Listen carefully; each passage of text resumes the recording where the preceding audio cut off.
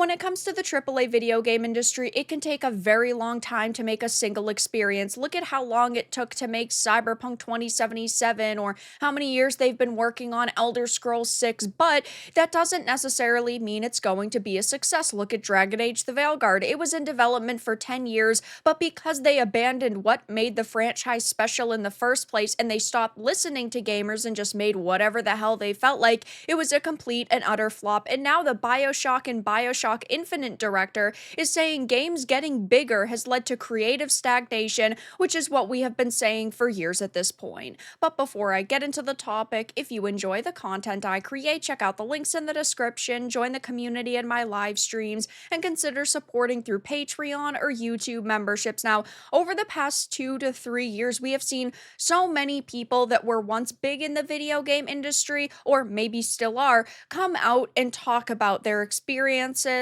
and their thoughts and their opinions. And I always think that that's really good. In an opinion of BioShock franchise's creator, Ken Levine, the video game studio's continued obsession with making their works bigger and bigger has resulted in an industry-wide dearth of creativity, particularly as expansive budgets have led to the prioritization of trend chasing over innovation, which has been happening. I love so many video games that come out now, do not get me wrong, but people eventually get sick and tired of seeing the same things over and over, but it will take years before we see anything new created. Look at Souls-likes. I absolutely love Souls-likes. I think that they're fantastic, but we have seen such a long trend of companies just trying to make super difficult experiences with that same combat, with that same dark, gritty atmosphere and environment. And while I will play a lot of them, people are finally saying, okay, I think that maybe it's time we move on to a different trend.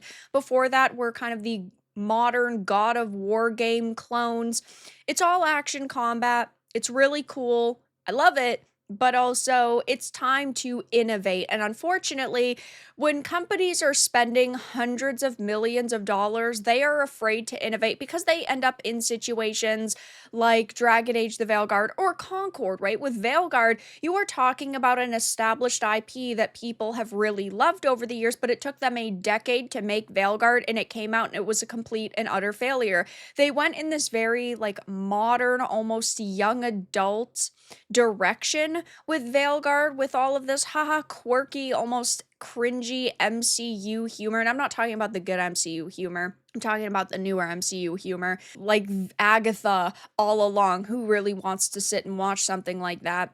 And they can't even get the young adult audience to actually be interested in that show for longer than 2 seconds. But they also did decide to push a political agenda with it, which is not a winning strategy. Or if you look at something like Concord, they tried to, like, I guess partially innovate by going and taking a tried and true strategy of a hero shooter where you've only got multiplayer and you've got a handful of maps and heroes, but they wanted to again take that in a very like modern audience direction. Either way, this strategy does not work, and they're dumping hundreds of millions of dollars into these games and they're making no money on them. EA just had to admit that Veilguard undersold by 50% of what they were expecting. I mean, it only sold 1.5 million copies, and 2 years ago, they said they were expecting it to sell upwards of 10 million copies across its lifetime, which certainly isn't going to happen.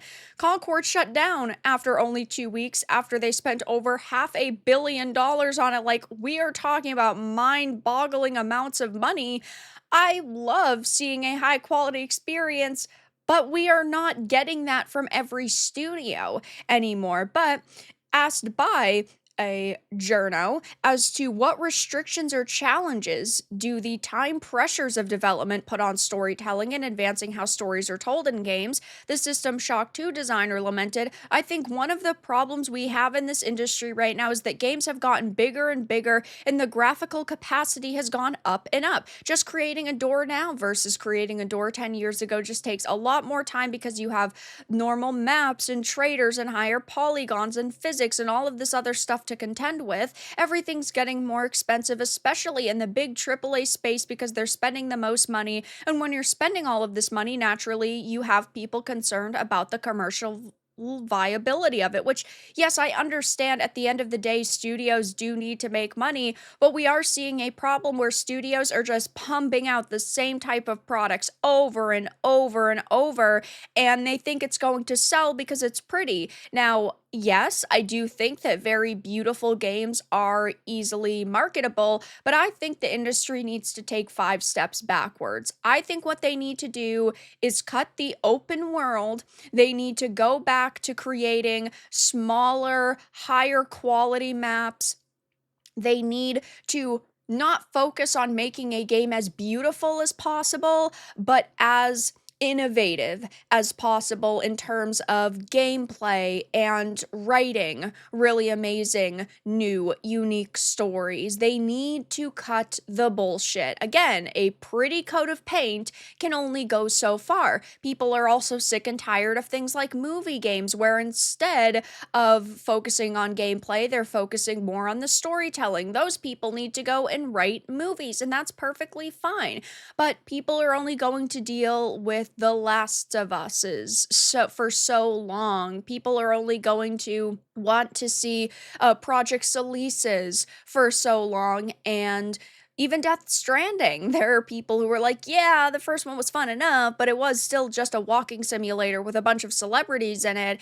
And to go forward, I do believe these devs need to go backwards. But with that also comes with understanding pushing political narratives in your work is not going to sell any copies of your games. And it's just really sad to see this happen because I want video games to come out and be amazing. I don't want to have to sit and research every single title that releases, but we can't really trust video game developers anymore. And when you hear about a game, do not initially get excited. Look at how long development times are. Star Wars Eclipse, for example, was announced back in 2021. They had already been working on it. It's not supposed to come out till 2027, but they lost like half of their team, so I bet it's not going to come out till like 2030. Dragon Age the Veilguard, it was in development for a decade. Elder Scrolls 6, do you guys remember the little mountain teaser with the logo? Yeah, that came out 7 years ago now. It takes a long time for studios to create games because there is so much bloat, and they're also hiring juniors. Assassin's Creed Shadows, the franchise lead, had admitted that they had a team of primarily juniors, which I'm fine with people being given these big opportunities if they're new to an industry, if they have proven their worth, if they've proven that they really are the best person for the job. But when you focus on hiring based on DEI initiatives and you want to go down this checklist and tick off as many boxes as possible, yeah, it's going to take even longer to create games, and that's just not a positive situation for the industry. He also goes on to say, it's hard to do new things before ultimately reasoning. Quite often, if you take those risks, sometimes you're going to fall flat on your face, and the more expensive it gets, the trickier it gets.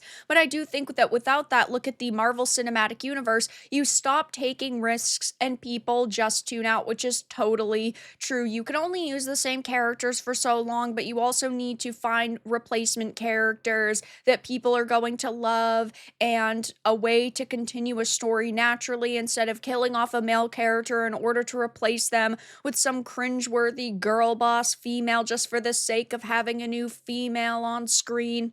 These studios and just companies in general, like Marvel, for example, really have not understood that for a very long time. They have a formula, they've followed that formula, but sometimes they beat that formula to death, and then people go, all right, enough is enough. Like with Western video games, people have moved to Eastern studios. People are supporting more Chinese developers, South Korean developers, and over the years, of course, a lot of Japanese developers, because we're sick and tired of seeing companies repeat the same things over and over and ultimately say, oh, we can't create certain content because it could offend somebody's delicate Western sensibility. So, of course, I do completely agree with what he is saying. Games getting bigger has led to creative stagnation, and you stop taking risks and people do just completely tune out. But that's all that I really had to discuss in this video. Let everyone know your thoughts in the comments below. If you enjoyed this, give it a like, and if you didn't, give it a a dislike. I appreciate your support either way, but I'll talk to you all again in the next video really soon.